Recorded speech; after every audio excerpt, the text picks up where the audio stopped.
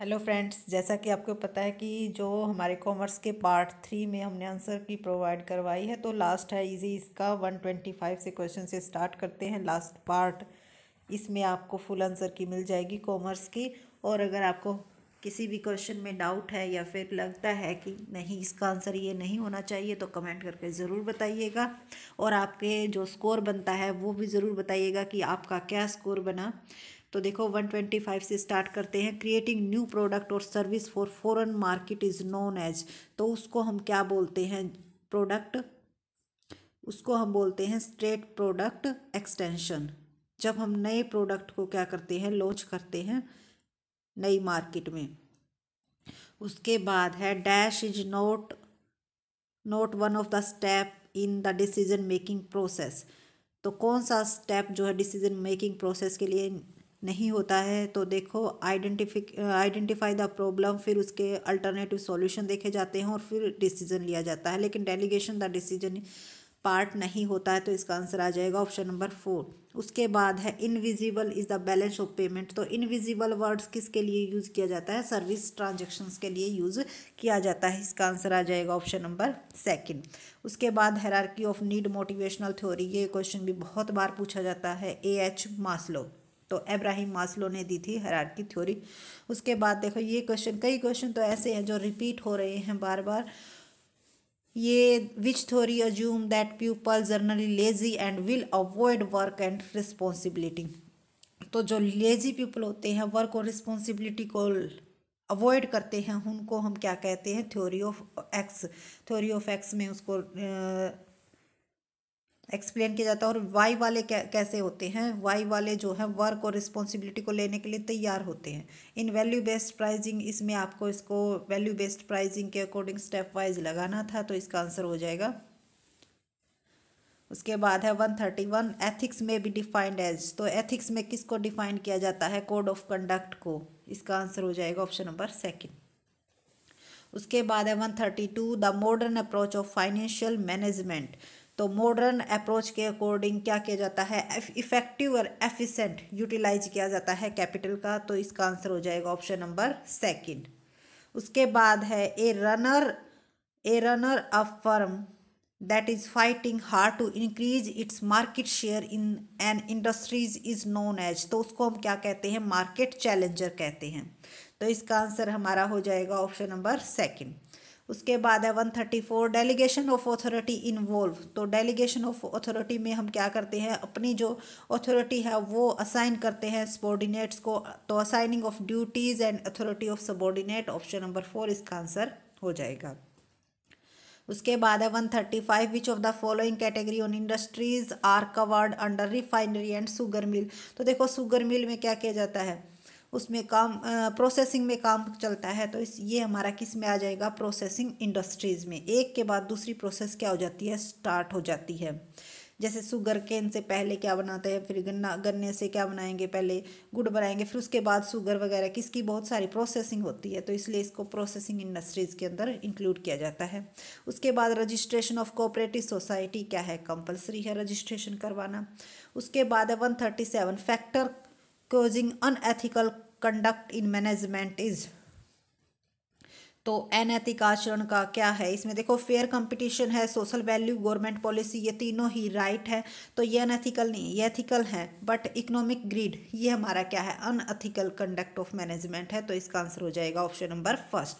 उसके बाद है 138 का विच of the following is not a feature of employment. तो कौन सी फीचर नहीं है एम्प्लॉयमेंट की? तो देखो टर्म एंड कंडीशन भी होती है, एग्रीमेंट होता है एम्प्लॉयर और एम्प्लॉय के बीच में, फिक्स्ड वेजेस होती है, बट एलिमेंट ऑफ रिस्क नहीं होता, क्योंकि रिस्क किसका होता है? ओनर का होता है। एम्प्लॉयर का, एम्प्लॉयमेंट में एम्प्लॉय का कोई रिस्क नहीं होता, तो ऑप्शन नंबर 3 हो जाएगा।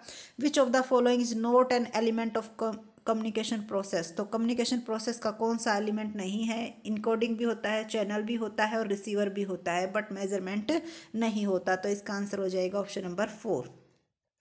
उसके बाद है 140 इंटरनल एलिमेंट दैट में interfere with the company ability to achieve its objective is. तो इसका आंसर हमारा हो जाएगा इंटरनल एलिमेंट, तो इसका ऑप्शन नंबर 1 स्ट्रेंथ हो जाएगा, क्योंकि इंटरनल एलिमेंट में स्ट्रेंथ, अगर एक्सटर्नल आ जाता तो हमारी क्या आ जाती? अपॉर्चुनिटी। सॉरी, कहाँ गया?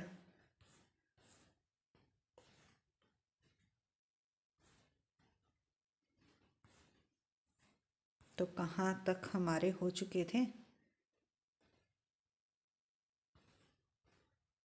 उसके बाद है 141। Which management thinker receive the Nobel prize for economics in 1978? तो किसको मिला था? हार्बर्ट ए साइमन को मिला था। ऑप्शन नंबर फर्स्ट हो जाएगा। 142 का partnership is the result of. तो पार्टनरशिप किसकी वजह से होती है? उनके दोनों के बीच में क्या होता है? पार्टनरशिप के बीच में एग्रीमेंट। एग्रीमेंट की वजह से ही क्या होती है? पार्टनरशिप क्रिएट होती है। Maximum age limit number of national commission for consumer protection. तो मैक्सिमम एज लिमिट क्या होती है? 65 ईयर्स होती है। उसके बाद है major characteristics of service which can not be stored for later sale और यूज। जिसको हम ज़्यादा समय के लिए क्या नहीं कर सकते? स्टोर करके नहीं रख सकते। तो वो सर्विस कौन सी होती है? पेरिसेबिलिटी होती है, क्योंकि वो जल्दी खराब हो जाती है। तो इसका आंसर हो जाएगा option number 3। Which of the following is characteristics of transactional leader. तो देखो इसमें रोंग दिया हुआ है, इसमें नोट करेक्टरिस्टिक्स आना चाहिए था, क्योंकि इंस्पायरेशनल मोटिवेशन भी होता है, इन्फ्लुएंस स्टिमुलेशन भी होता है, और आइडियलिस्ट इन्फ्लुएंस। तीनों की तीनों करेक्टरिस्टिक्स होती हैं ट्रांसैक्शनल लीडर में, सिवाय मैनेजमेंट बाय एक्सेप्शन के। तो ये क्वेश्चन जो है थोड़ा सा गलत दे रखा, क्योंकि नोट होना चाहिए था यहाँ पे। इसकी आपको बाद में जो है मार्क्स मिल जाएंगे, क्योंकि एक दो क्वेश्चन तो इस तरह से हो ही जाता है। Management is the development of people not direction of things. तो ये किसने कहा था? ये लॉरेंस एप्पल ने कहा था। ऑप्शन नंबर सेकंड इसका आंसर राइट हो जाएगा, लॉरेंस एप्पल। उसके बाद है 147। ये अच्छी तरह से भाई क्लियर नहीं दिख रहा है।